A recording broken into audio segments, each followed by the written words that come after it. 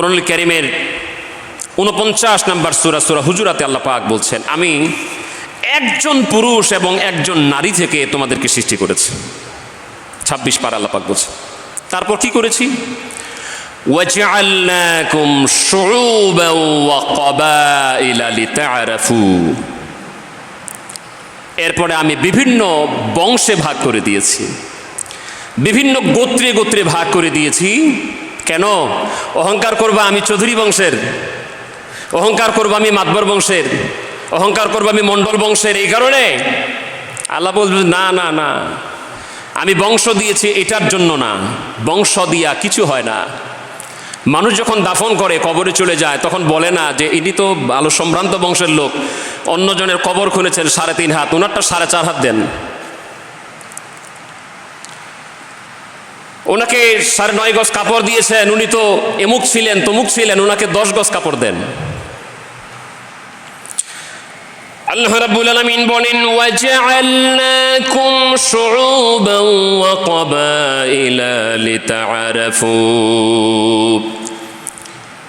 তোমাদেরকে বংশ দিলাম, গোত্র দিলাম, ভাগাভাগি করে দিলাম। তুমি ওই বংশের, তুমি ওই বংশের। কেন দিলাম জানো নাকি? আল্লাহ পাক বলছেন লিতা'আরাফু, যেন তোমরা পরিচিত হতে পারো, তোমাদের পরিচয় একটা জানা থাকতে পারে, তোমরা পারস্পরিকভাবে পরিচিতির সাথে চলতে পারো।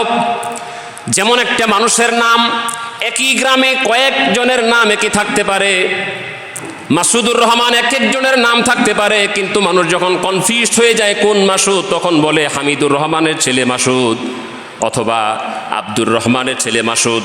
এই পরিচিতির জন্য আল্লাহ পাক বলেন আমি তোমাদের পরিচিতির জন্য ভাগ করে দিলাম। বংশগত কোনো মর্যাদা দিয়ে আল্লাহর কাছে কোনো দাম নাই। আল্লাহ পাক বলছেন ইন্না আকরামাকুম ইনদাল্লাহি আতকাকুম।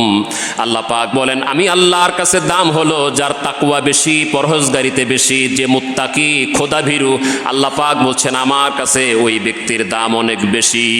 হতে পারে সে বড়লোক, হতে পারে সে গরিব, হতে পারে সে দুনিয়াতে সম্মানিত, হতে পারে সে একজন রাখাল, দিনমজুর, ভ্যান চালক, কৃষক। There is no fact. যার তাকওয়া বেশি আল্লাহ পাক বলছেন তার দাম আমি আল্লাহর কাছে অনেক বেশি। এই আয়াত কখন নাজিল হলো জানেন? আমরা শান নুজুলটা শুনলে প্রকৃত অবস্থা বুঝতে পারবো। 2টি শান নুজুল এর ব্যাপারে এসেছে। আমরা একটা বলছি, সময় পেলে আরেকটা বলার চেষ্টা করব।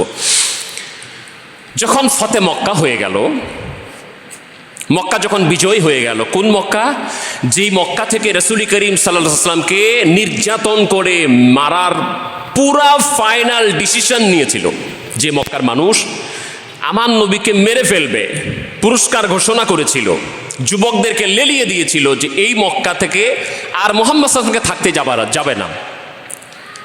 রাসূল করিম সাল্লাল্লাহু আলাইহি ওয়াসাল্লাম আল্লাহর হুকুমে হিজরত করেছেন। দিন যে সব সময় সবার এক হয় না, আল্লাহ কাউকে কুলিল্লাহুম্মা মালিকাল মুলক তুতিল মুলকা মান তাশা। আল্লাহ পাক বলছেন আমি রাজত্বের মালিক, আমি যখন ইচ্ছা তাকে রাজত্ব দিব, যখন ইচ্ছা কেড়ে নিব।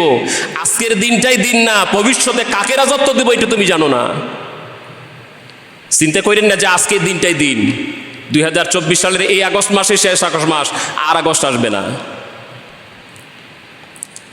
যে নবীজিকে হত্যার ফাইনাল ডিসিশন নিয়ে তাড়িয়ে দেওয়া হলো, নবীজি রাতের অন্ধকারে চলে গেলেন, মক্কা ছেড়ে হিজরত করে ইয়াসরিবে চলে গেলেন, জান্নাহ মদিনা।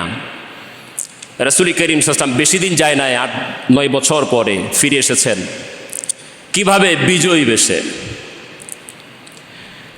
তিনি হাতের ইশারা করতে হবে না, শুধু চোখ দিয়ে যদি ইশারা করে আর মানুষ বুঝতে পারে, লাশের পর লাশ ফেলে দিবে। সাহাবায়ে কেরাম এই প্রিপারেশন ছিল, সব ছিল। রাসূল করিম সাল্লাল্লাহু আলাইহি ওয়াসাল্লাম বিজয়ী বেশে মক্কায় প্রবেশ করলেন। ওই মক্কায় প্রবেশ করে বললেন বেলাল, এ বেলাল। বেলালকে ডাক দিলেন কাছে। ডাকার অনেকগুলো কারণ থাকতে পারে। এই বেলালকে এই মাটিতে নির্যাতন করে করে তার শরীরে ক্ষতের দাগগুলি ইন্তেকাল পর্যন্ত ছিল, নির্যাতনের আঘাতগুলি। গরম পাথর এই মাটিতে বেলালের উপর চাপিয়ে দেওয়া হচ্ছিল। বেলাল যেন আল্লাহু আহাদ না বলতে পারে, তার জিহ্বার মধ্যে লোহা গরম করে পেরেক ঢুকায় দেওয়া হয়েছিল এই মাটিতে, এই মক্কায়। নবী আমার ডাকলেন, বেলাল রে আয়। জি হুজুর। ওঠ কাবা শরীফের ছাদে, মাটিতে না, ওঠ কাবা শরীফের ছাদে ওঠ। কই সেদিন তো অনেক বড় বড় সাহাবী ছিল, অনেক ধনী লোক ছিল, অনেক টাকাওয়ালা ছিল, অনেক বংশগতভাবে অনেক উচ্চ মর্যাদার মানুষ ছিল। কাউকে ডাকেন না, বেলাল আয়, ওঠ কাবা শরীফের ছাদে। বেলাল উঠেছে, আল্লাহর ঘর কাবার ছাদে উঠেছে। বেলাল রে আজান দে। তোকে এই মাটিতে আল্লাহকে সেজদা দিতে দেয় নাই, তুই শুধু আহাদ আহাদ আল্লাহু আহাদ বলছিলি, এই অপরাধে তোকে মৃত্যুর কাছাকাছি নিয়ে যাওয়া হয়েছিল। তুই বেলাল আজকে উঠবি, কাবার ছাদে উঠে আজান দিবি। হযরত বেলাল রাদিয়াল্লাহু তাআনহু কাবা শরীফের ছাদে উঠে আজান দিলেন। কোন বেলাল? টাকা নাই, পয়সা নাই, দুনিয়াতে বংশগত কোনো সম্মান নাই, এলাকায় কোনো পরিচিতি নাই, দেখতে ওই রকম কালো মনে হয় বাংলাদেশে মানুষ নাই, নিগ্রো আফ্রিকার এলাকার মানুষ, একেবারে কালোর কালো, রাত্রে বেলা চিনা যায় না এরকম মানুষ বেলাল কাবা শরীফের ছাদে উঠছে, আজান দিছে। পাশে গল্প করছে মক্কার মানুষগুলি। একজন বলছে, এতের সান্নজুল এসেছে, একজন বলছে আমার আব্বার ভাগ্য ভালো। কেন? আমার আব্বাকে এই দিন দেখতে হয় নাই যে একটা কালো বেলাল হাবশি কৃতদাস উঠে কাবার ছাদে আজান দিবে, এই দিন দেখার আগে আমার আব্বা মরে গেছে, ভালোই করছে। কত বড় ঘৃণার বহিঃপ্রকাশ করছে। আরেকজন বলছে মুহাম্মদ সাল্লাল্লাহু আলাইহি ওয়াসাল্লাম সে কি আর গোলাম টোলাম ছাড়া, কালো মানুষ ছাড়া মানুষ পাইল না আজান দেওয়ার জন্য? এরকম মুয়াজ্জিন ছাড়া আর মুয়াজ্জিন পাই নাই। আবু সুফিয়ান বলছে আমি কিছু বলবো না, আমি যদি কিছু বলি তাহলে এখনই মুহাম্মদ সাল্লাল্লাহু আলাইহি ওয়াসাল্লামের আল্লাহ তাকে বলে দিবে, আমি এই জন্য চুপ। জিবরিল ঠিকই আসছে, আয়েশাকে হুজুর এরা কিন্তু আলোচনা এগুলি করছে। নবীজি ডাকলেন, এই আসো। এই কয়েকজনকে ডেকে বললেন, তোমরা কি এইগুলি আলোচনা করছো? তারা বলল, জি আমরা আলোচনা করেছি। আমি বেলালকে কাবার ছাদে উঠে আজান দেওয়ার জন্য বলেছি, তোমরা অসন্তুষ্ট, তার মর্যাদা নাই, সম্মান নাই, পজিশন নাই, এটা তো।